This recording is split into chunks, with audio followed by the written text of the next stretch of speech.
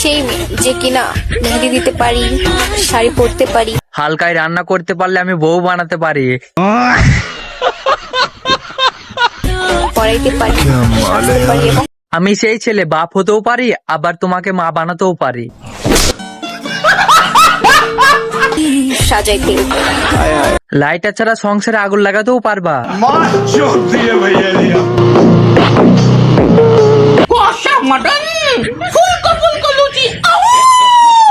মুরগির মাংস মনে করে কুকুরি মাংস খেয়ে ফেলেছে।